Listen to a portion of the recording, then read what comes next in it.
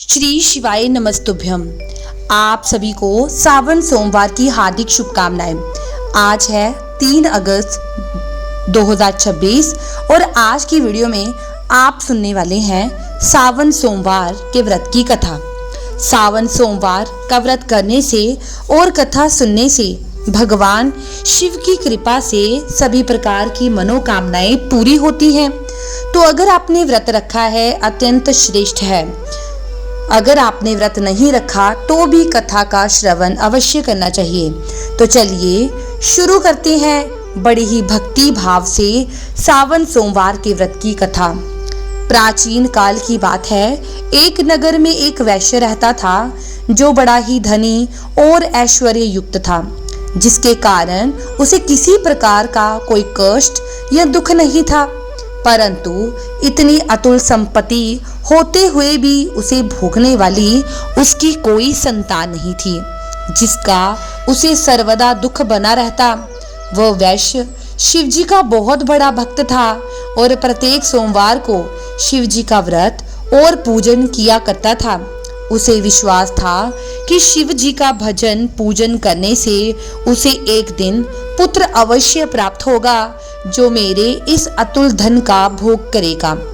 ऐसा मन में विचार कर वह प्रत्येक सोमवार को व्रत करता और शाम के समय शिव जी के मंदिर में जाकर दीपक जलाया करता तथा बड़ी भक्ति से मधुर पाक व्यंजन बनाकर शिव जी को भोग लगाकर स्वयं प्रसाद लेता और पत्नी को देता। उसे ऐसा करते देख भक्तवत्सला देवी पार्वती से रहा नहीं गया और वे शिव जी से बोली, हे महाराज, ये वैश्य प्रत्येक सोमवार को आपका व्रत करके सायंकाल दीपक जलाता है और इस प्रकार बड़ी भक्ति भावना से पूजन करता है। अंत आप इसके दुख का निवारण शीघ्र क्यों नहीं करते? तब पार्वती जी के सुंदर वचनों को सुनकर शिव जी बोले, देवी, इस वैश्य का कोई पुत्र नहीं, ये इसके पूर्व जन्मों का ही फल है। देवी, ये जगत तो कर्ममय है। मनुष्य कर्म के बंधनों से बंधा हुआ यहाँ आता है तथा अपने कर्मों के फलों को भोगता है। उसी प्रकार यह वैश्य भी पूर्व जन्म के कर्म के कारण इस जन्म में निसंतान होकर दुख उठा रहा है। शिव जी के ऐसे उपदेशात्मक वचनों को सुनकर भी पार्वती जी नहीं मानी और कहने लगी, हे ईश्वर, आप तो भक्त वत्सल हैं, फिर अपने भक्त पर दया क्यों नहीं करते, जबकि वह सदैव आपकी भक्ति प्रेम पूर्वक करता है। फिर आप उसे पुत्रवान करके उसके दुख का निवारण क्यों नहीं करते? यदि आप अपने भक्तों के दुखों का निवारण नहीं करेंगे तो कौन आपका व्रत और पूजा और सेवा करेगा? हे शिव जी, मेरा आपसे यही अनुरोध है कि कृपा करके उसे अवश्य ही पुत्रवान कीजिए। जब पार्वती जी शिव जी से ऐसे कहने लगी तो शिव जी बोले कि देवी, जब तुम ऐसा कहती हो तो तुम्हारे कहने से मैं इसे पुत्र का वरदान देता हूँ। यद्यपि उसके भाग्य में पुत्र का सुख तो नहीं है, तो केवल 12 वर्ष तक ही जीवित रहेगा ये। इसके पश्चात मृत्यु को प्राप्त हो जाएगा। भगवान शिव और माता पार्वती की ये बातें वह वैश्य सुन रहा था। इस प्रकार कुछ काल व्यतीत होने पर उस वैश्य की स्त्री गर्भवती हुई और 10वां महीना प्राप्त होने पर एक सुंदर पुत्र की प्राप्ति हुई, जिससे उसके घर में बड़ी खुशी मनाई गई। सब लोग अत्यधिक हर्षित हुए, परंतु उस वैश्य को कुछ विशेष सुख नहीं मिला, क्योंकि उसे तो ये ज्ञात था कि ये पुत्र 12 वर्ष बाद पुनः मृत्यु द्वारा ग्रसित हो जाएगा। इस प्रकार हंसी खुशी में वह 11 वर्ष का हो गया। एक दिन उसकी माता वैश्य से कहने लगी कि क्यों ना इसका विवाह कर दिया जाए। तो इसका पिता विचार करके कहने लगा कि अभी विवाह की क्या जल्दी है, अभी तो मैं इसे काशी जी पढ़ने के लिए भेजूंगा। स्त्री से ऐसा कह उस वैश्य ने बालक के मामा को बुलाया और उसे खूब सारा धन देकर बोला, अब तुम अपने भांजे को काशी जी ले जाओ और इसे विद्या अध्ययन कराओ। रास्ते में जगह जगह पर ब्राह्मणों को भोजन देते और यज्ञ करते जाना।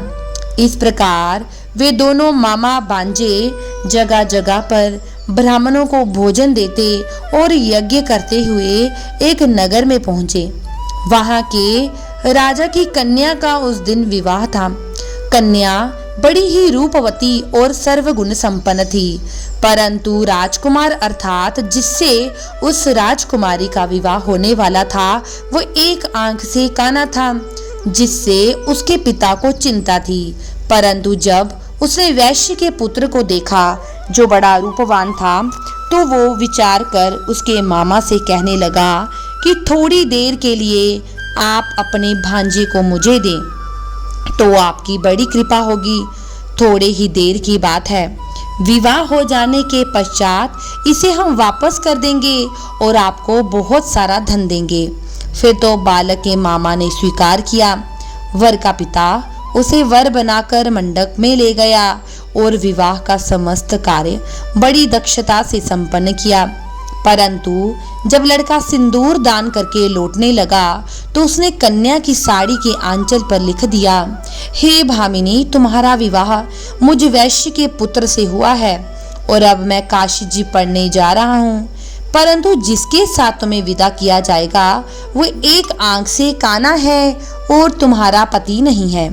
इस प्रकार विवाह कार्य संपन्न होने पर जब विदा की वेला आई, तब राजकुमारी ने अपनी साड़ी पर कुछ लिखा देखा तो उसे पढ़कर उसने राजकुमार के साथ जाने से मना कर दिया और बोली, ये मेरा पति नहीं है। मेरा पति तो एक वैश्य का पुत्र है जो इस समय काशी जी में पढ़ने के लिए गया है।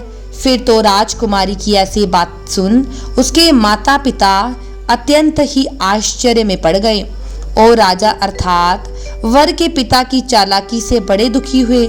कन्या को विदा नहीं किया गया और बारात बिना कन्या के ही वापस लौट आई। उधर वह वैश्य का पुत्र और उसका मामा दोनों काशी जी पहुंचे। बालक ने अपना अध्ययन शुरू किया और उसके मामा ने यज्ञ करना शुरू कर दिया। इस प्रकार कुछ दिन व्यतीत होते हुए लड़के की अवस्था 12 वर्ष की हो गई। उस दिन यज्ञ हो रहा था। उस बालक ने अपने मामा से कहा कि आज मेरी तबीयत ठीक नहीं है और मैं अंदर जाकर सो रहा हूँ। ऐसा कहकर वह अंदर जाकर सो गया। परंतु थोड़ी ही देर के बाद उसके मामा ने देखा तो देखता ही रह गया कि भांजा तो मरा पड़ा है, जिससे वह अति दुखी हुआ। परंतु यज्ञ हो रहा था, इसलिए वह यज्ञ विध्वंस के भय से चुप रहा। और जब यज्ञ कार्य समाप्त हो गया, सब ब्राह्मण चले गए, तब वह जोर जोर से रोने लगा। उसी समय भाग्यवश पार्वती जी शिवजी महाराज के साथ वहीं से जा रही थी और शिवजी महाराज से पार्वती माता कहने लगी कि हे शंकर जी, मेरा इस करुण रुदन सुनकर मेरा हृदय द्रवीभूत हो गया और देखिए इतनी करुणा से कौन रुदन कर रहा है। तब पार्वती का ऐसा आग्रह सुनकर शिवजी पार्वती वहां गए और देखा कि मामा अपने भांजे को लेकर रो रहा है। फिर तो पार्वती ने उस बालक को पहचान लिया और कहने लगी, प्रभु, ये तो वही बालक है जो आपके आशीर्वाद से प्राप्त हुआ था। शिवजी बोले, देवी, ये बालक अपनी आयु समाप्त कर चुका है और मृत्यु को प्राप्त हो गया है, इसमें किसी का कोई दोष नहीं। पार्वती जी ने कहा, प्रभु, जैसे आपने इसे अभी तक 12 वर्ष की आयु दी, वैसे ही जीवन पर्यंत के लिए और आयु दे, नहीं तो ये वनिक पुत्र के वियोग में मृत्यु को प्राप्त हो जाएगा। तब पार्वती जी के ऐसे कहने पर शिव जी ने वनिक पुत्र को जीवित कर दिया। इस प्रकार वह शिव जी के वरदान से जीवित हो गया और शिव पार्वती पुनः अपने धाम को चले गए। फिर कुछ दिनों के पश्चात वह बालक अपने मामा के साथ अपने नगर की तरफ चल पड़ा। चलते चलते वे उसी नगर में पहुंचा जहां राजकुमारी के साथ उसका विवाह हुआ था। वहां पहुंचकर उसने यज्ञ करके ब्राह्मण भोजन दिया। जिसे भोजन करके जाते हुए पंडितों द्वारा राजा को ये खबर लगी कि काशी से कोई वैश्य पुत्र आया है जो यज्ञ करके ब्राह्मण भोजन करा रहा है। राजा उसे देखने के लिए गया और वहां उसने स्वयं अपने जमाता को देखा तो अति प्रसन्न होकर आदर के साथ उसे अपने महल ले आए और कुछ दिन तक रखकर खूब आदर सत्कार किया और इसके बाद पुत्री को खूब दान दहेज सहित विदा किया। तब वह वणिक पुत्र स्त्री सहित मामा के साथ अपने नगर को चल पड़ा। जब वे घर के थोड़ा नजदीक आए तो मामा ने कहा कि मैं जाकर पहले अपनी बहन को तुम्हारे आने की खबर दे के आता हूँ, जिससे वधू सहित तुम्हारा स्वागत हो। इधर वह वैश्य अपनी स्त्री सहित छत पर जा बैठा था कि यदि मेरा पुत्र काशी से लौट कर नहीं आएगा तो हम लोग यहीं से कूदकर अपने प्राण दे देंगे। परंतु जब मामा ने आकर कहा कि आपका पुत्र कुशलता से अपनी पत्नी सहित आ रहा है, आप लोग विधिवत उसका स्वागत करें। मामा की ऐसी बात सुनकर वे लोग अति प्रसन्न हुए और बड़े आदर के साथ पुत्र वधू का स्वागत किया और अति प्रसन्न हो सोमवार व्रत करके शिव जी का विधिवत पूजन और वंदन किया। जो भी मनुष्य सोमवार सावन सोमवार का व्रत करके शिव जी का पूजन करता है, इस कथा को पढ़ता है या सुनता है, वह सभी कष्टों को छूटकर अपने समस्त मनोरथों को पाता है। जो भी व्यक्ति सावन सोमवार के अगर 16 व्रत करता है, मीठे सावन सोमवार के व्रत मीठे रखे जाते हैं। कुछ लोग फलाहार व्रत करते हैं तो कुछ लोग एक समय सात्विक भोजन कर लेते हैं। यह आपकी अपनी क्षमता या आपके अपने रीति रिवाज के ऊपर निर्भर करता है कि आपने सावन सोमवार का व्रत किस तरीके से करना चाहिए। सावन सोमवार के व्रत में सुबह ब्रह्म मुहूर्त में जल्दी उठें। लोटा एक जल लेकर पंच अमृत जैसे कच्चा दूध, दही, गंगा जल, शहद लेकर शिव जी के मंदिर जाएं। शिव जी का जल अभिषेक करें। सफेद पुष्प चढ़ाएं। शिव जी को रोली नहीं चढ़ाई जाती है। भांग, धतूरा, बेलपत्र चढ़ाएं और इसके बाद कथा पढ़ें, सुने और शिव जी की आरती अवश्य करें। और कहा जाता है जो भी व्यक्ति सावन सोमवार के व्रत पूरे करते हैं उसका दाम्पत्य जीवन सुखमयी बनता है और जो मनवांछित वर की इच्छा रखते हैं उन्हें मनोवांछित वर मिलता है। विद्यार्थियों को शिक्षा मिलती है। योग्यता प्राप्त व्यक्ति को नौकरी मिलती है। इस प्रकार जो भी व्यक्ति सावन सोमवार के व्रत करता है, जो भी उनकी मनोकामना है, शिव जी महाराज उनकी मनोकामना पूरी करते हैं।